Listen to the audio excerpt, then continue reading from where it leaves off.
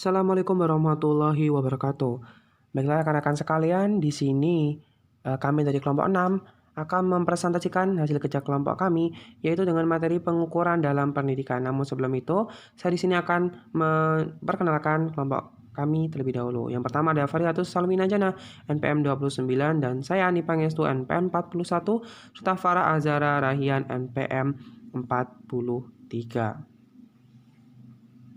Baiklah, materi yang pertama yaitu pengertian pengukuran dalam pendidikan, di mana di sini adalah mengukur adalah membandingkan sesuatu dengan satu ukuran. Pengukuran bersifat kuantitatif, jadi berupa angka ya. Terus menilai adalah mengambil suatu keputusan tersebut sesuatu dengan ukuran baik buruk, atau penilaian bersifat kualitatif, jadi baik buruk gitu ya. Jadi kuali atau dapat berupa gambaran, bukan berupa angka. Lalu mengadakan evaluasi meliputi kedua langkah di atas, yakni mengukur dan menilai. Dalam istilah asingnya dapat kita lihat di situ,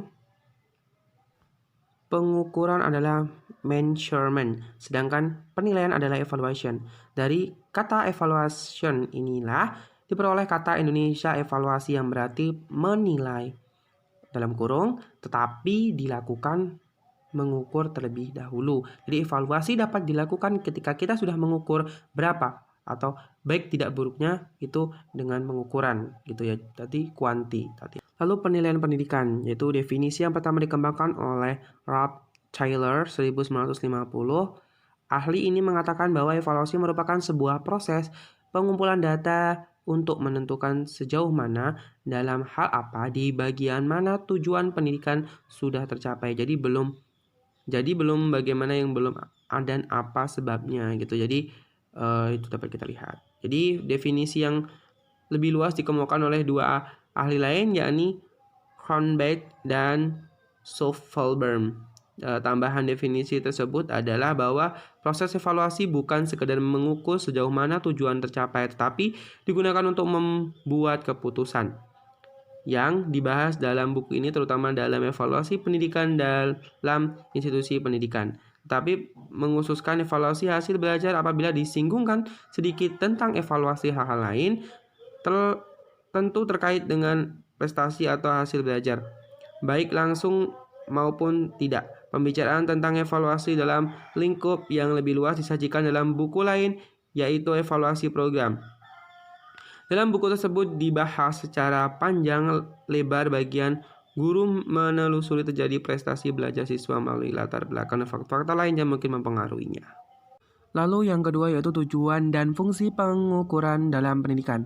Evaluasi juga mempunyai fungsi yang bervariasi di dalam proses belajar mengajar, yaitu sebagai berikut. Yang pertama, sebagai alat guna mengetahui apakah peserta didik telah menguasai pengetahuan, nilai-nilai, dan keterampilan yang telah diberikan oleh seorang guru. Jadi sebagai alat guna untuk mengetahui peserta didik itu dalam segi pengetahuan, nilai dan keterampilan yang telah diberikan guru itu baik atau dia udah bisa belum gitu ya. Lalu yang kedua, untuk mengetahui aspek-aspek kelemahan peserta didik dalam melakukan kegiatan belajar. Jadi untuk mengetahui kelemahan-kelemahan apa saja yang dialami atau ada yang ada di suatu siswa kita atau mahasiswa gitu. Lalu mengetahui tingkat ketercapaian siswa dalam kegiatan belajar, sebagai contohnya ya tadi nilai itu tadi ya. Lalu sebagai sarana umpan balik seorang guru yang bersumber dari siswa. Jadi apa sih itu umpan balik? Ya mungkin bisa jadi kita dapat kita asumsikan bahwa umpan balik adalah respon dari siswa tersebut. Lalu sebagai alat untuk mengetahui perkembangan belajar siswa. Jadi perkembangan belajar siswa ini udah baik atau buruk, atau sudah termotivasi belum dengan hasil belajar atau pembelajaran yang sudah dilakukan, seperti itu. Lalu sebagai materi utama laporan hasil belajar kepada para orang tua siswa. Jadi yang pastinya tanggung jawab guru itu bukan hanya mendidik, tapi gimana sih tanggung jawab kita sebagai orang tua kedua di sekolah, dimana kita juga harus mempunyai suatu laporan terhadap orang tua bagaimana nih hasil belajar dari anaknya. Jadi orang tua juga tahu perkembangan anaknya gitu di sekolah. Lalu yang selanjutnya ada tujuan evaluasi dalam kaitannya dengan belajar mengajar, di mana yang pertama yaitu menilai ketercapaian atau achievement tujuan. Lalu ada mengukur macam-macam aspek belajar yang bervariasi, sebagai sarana atau means untuk mengetahui apa yang siswa telah diketahui dia, lalu memotivasi belajar siswa, lalu menyediakan informasi untuk tujuan bimbingan dan konseling, lalu menjadikan hasil evaluasi sebagai dasar perubahan kurikulum. Nah, di sini ada note, ya, ada catatan bahwasanya evaluasi tidak hanya digunakan untuk mengevaluasi proses belajar mengajar. Secara lebih luas, evaluasi juga digunakan untuk menilai program dan sistem yang ada di lembaga pendidikan tersebut untuk cangkupan yang lebih luas, yaitu pada evaluasi program. Jadi evaluasi di atas tadi atau tujuan evaluasi ini bukan hanya untuk evaluasi proses belajar mengajar aja, tapi bagaimana atau bahkan mungkin kurikulum atau suatu kebijakan yang telah dilakukan itu udah efektif belum untuk motivasi siswa untuk tujuan belajar itu sudah tercapai atau belum. Jadi sebagai indikator lah seperti itu. Lalu di sini yang ketiga ada macam-macam jenis pengukuran dan penilaian dalam pendidikan. Oke, rekan-rekan, setelah kita mengetahui tujuan, definisi atau pengertian dalam pengukuran atau evaluasi pendidikan, kita di sini akan mengetahui macam-macam jenis pengukuran dan penilaian dalam pendidikan. Jadi ada macam-macam yang akan dijelaskan oleh Farah Azhara Rahian. Silakan. Assalamualaikum warahmatullahi wabarakatuh. Di sini saya Farah Azhara Rahian, NPM 1913034043, akan melanjutkan materi ketiga yang berjudul Macam-macam jenis pengukuran dan penilaian dalam pendidikan. Yang pertama yaitu tes standar. Tes yang dibakukan mengandung prosedur yang seragam untuk menentukan nilai dan administrasinya. Tes standar bisa membandingkan kemampuan murid dengan murid lain pada usia atau level yang sama, dan dalam banyak kasus perbandingan ini dilakukan di tingkat nasional. Soal tes buatan guru cenderung difokuskan pada tujuan instruksional untuk kelas tertentu, sedangkan tes standar mencakup berbagai materi yang lazimnya diajarkan di kebanyakan kelas.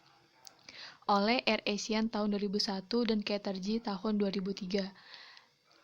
Tujuan tes standar sendiri ada 6. Yang pertama, memberikan informasi tentang kemajuan murid. Yang kedua, mendiagnosis kekuatan dan kelemahan murid.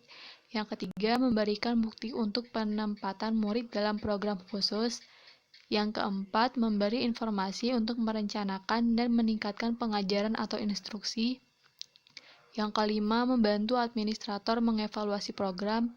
Dan yang terakhir yaitu memberikan akuntabilitas. Selanjutnya, kriteria untuk mengevaluasi tes standar. Kriterianya ini ada 4. Yang pertama norma, yang kedua validitas, yang ketiga reliabilitas, dan yang terakhir keadilan. Untuk norma sendiri yaitu memahami kinerja individual dalam suatu tes. Yang kedua validitas adalah sejauh mana sebuah tes mengukur apa yang hendak diukur dan apakah inferensi nilai tes itu akurat atau tidak. Yang ketiga, reliabilitas, yaitu berarti sejauh mana sebuah prosedur tes bisa menghasilkan nilai yang konsisten dan dapat direproduksi. Dan yang terakhir yaitu keadilan. Tes yang adil atau fair adalah tes yang tidak bias atau unbiased dan tidak diskriminatif, menurut MC Milan tahun 2001. Lalu yang kedua ada tes kecakapan dan prestasi. Ada 2 tipe utama tes standar, yaitu tes kecakapan atau attitude dan tes prestasi atau achievement. Tes kecakapan ini sendiri didesain guna memprediksi kemampuan murid untuk mempelajari suatu keahlian atau menguasai suatu dengan pendidikan dan training tingkat lanjut. Tes kecakapan ini mencakup tes kemampuan mental umum seperti tes kecerdasan. Tes prestasi dimaksudkan untuk mengukur apa yang telah dipelajari atau keahlian apa yang telah dikuasai murid. Lalu yang ketiga yaitu ujian negara beresiko tinggi atau high stakes. Setelah publik dan pemerintah menuntut pertanggungjawaban terhadap efektivitas sekolah dalam mendidik anak-anak bangsa, tes atau ujian yang diwajibkan negara atau ujian negara semakin kuat perannya. Negara telah mewajibkan ujian atau tes, tetapi penekanannya berubah belakangan ini. Sebelum tahun 1990-an, isinya tidak berhubungan erat dengan apa yang diajarkan dan dipelajari di kelas. Ujian negara hanya memberikan tinjauan umum atas seberapa baik murid di suatu negara bagian dalam mata pelajaran tertentu, terutama membaca dan matematika. Lalu ada keuntungan dari penggunaan tes ini. Yang pertama, meningkatkan kinerja murid. Yang kedua, lebih banyak waktu untuk mengajarkan pelajaran yang diujikan. Yang ketiga, ekspektasi tinggi untuk semua murid. Yang keempat, identifikasi sekolah, guru, dan administrasi yang berkinerja payah. Dan yang terakhir, meningkatkan rasa percaya diri di sekolah setelah nilai ujian naik. Selanjutnya, kritik terhadap ujian negara. Jadi ada kritik terhadap ujian yang diwajibkan negara ini menyatakan bahwa ujian negara akan menimbulkan akibat negatif menurut MC Milan tahun 2002. Jadi ada 3 kritik. Yang pertama, menumpulkan kurikulum dengan penekanan lebih besar pada hafalan ketimbang pada keahlian berpikir dan memecahkan masalah. Dalam sebuah analisis, kebanyakan ujian negara lebih difokuskan pada pengetahuan dan keahlian yang cenderung gampang ketimbang kognitif yang lebih kompleks. Ini akan mempersempit kurikulum dan lebih fokus pada keahlian kognitif yang rendah. Lalu yang kedua, mengajar demi ujian. Guru akan mengajar pengetahuan dan keahlian yang akan diujikan saja. Mereka menghabiskan banyak waktu untuk berlatih soal-soal ujian. Dalam sebuah survei, lebih dari 6 dari 10 guru sekolah publik mengatakan bahwa ujian negara ini menyebabkan pengajaran difokuskan pada ujian. Lalu ada diskriminasi terhadap murid dari status sosial ekonomi rendah dan minoritas. Hal ini terjadi ketika jumlah anak-anak dari kelompok ini tidak memenuhi standar negara yang sangat besar. Sedangkan murid yang lebih tinggi dan kulit putih bisa memenuhi standar. Para riset telah menemukan bahwa murid yang ditempatkan di jalur lambat atau program remedial, murid dari keluarga miskin etnis minoritas, lebih mungkin mendapatkan pengajaran yang buruk dan berprestasi rendah. Baik, Assalamualaikum warahmatullahi wabarakatuh. Saya Fariyatus Salwina akan melanjutkan materi dari Farah Azhara, yaitu yang keempat ada tes distrik dan nasional. Jadi selain ujian negara, sebuah distrik atau kabupaten mungkin mewajibkan tes standar bagi muridnya, dan juga mungkin murid juga harus mengikuti ujian nasional. Tes ujian distrik atau ujian lokal ini pernah dilaksanakan di Spencer, New York pada tahun 1999. Jadi Spencer juga mulai menilai kemampuan murid untuk mengaplikasikan pengetahuan dan keahlian memecahkan masalah dalam sejumlah bidang. Tes tipe standar dapat bervariasi antar distriknya, akan tetapi seperti dalam sekolah distrik Spencer ini, jumlah keseluruhannya banyak. Penilaian nasional dan standar kelas dunia. Pemerintah federal juga dilibatkan dalam menstandarisasikan ujian melalui National Assessment of Educational Progress atau NAEP negara bagian. NAEP adalah penelitian mirip sensus terhadap pengetahuan, keahlian, pemahaman, dan sikap generasi muda Amerika. Area subjek ini mencakup bidang membaca, menulis, sastra, matematika, sains, studi sosial, seni, kewarganegaraan, dan perkembangan karir dan pekerjaan. Lalu temuan dari NEP ini ada membaca dan matematika. Membaca tidak ada peningkatan dari tahun 1992 sampai 2000 untuk anak grade 4 dan tidak ada perkembangan untuk anak grade 8 sampai 12 dari 1992 sampai 1998. Lalu matematika dari tahun 1990 sampai 2000 terdapat kenaikan nilai untuk anak grade 4 dan grade 8, tetapi menunjukkan penurunan pada tahun 2000 untuk anak grade 12.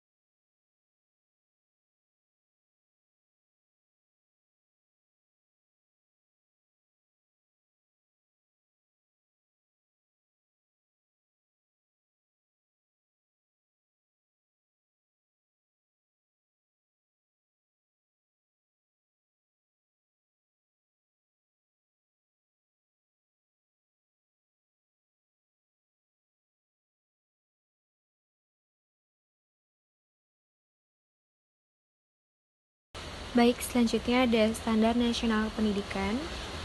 Di sini dapat kita lihat Standar Pendidikan Indonesia ini diselenggarakan oleh Satuan Pendidikan dengan mengacu pada 8 Standar Pendidikan Nasional atau SMP. Standar tersebut adalah standar kompetensi lulusan, standar isi, standar proses, standar pengelolaan, pendidik dan tenaga kependidikan, evaluasi, pembiayaan, serta standar sarana dan prasarana. Kedelapan standar ini harus dicapai dalam penyelenggaraan pendidikan pada setiap satuan pendidikan. Akan tetapi, dalam pelaksanaannya, ternyata terdapat banyak masalah yang dihadapi, contohnya saja persoalan tentang sarana dan prasarana yang tidak layak. Pada periode masa sidang 2016 lalu, Komisi 10 telah membentuk Panitia Kerja atau Panja untuk menangani masalah sarana dan prasarana yang tidak memadai. Salah satu acuan untuk menilai seberapa jauh angka mutu penyelenggaraan pendidikan di Indonesia adalah melalui akreditasi sekolah.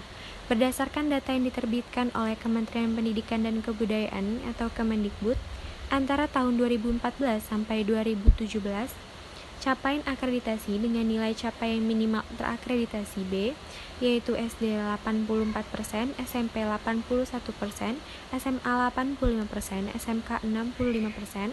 Jadi hal tersebut menunjukkan masih terdapat banyak sekolah yang berada di bawah standar minimal. Lalu ada standarisasi pendidikan.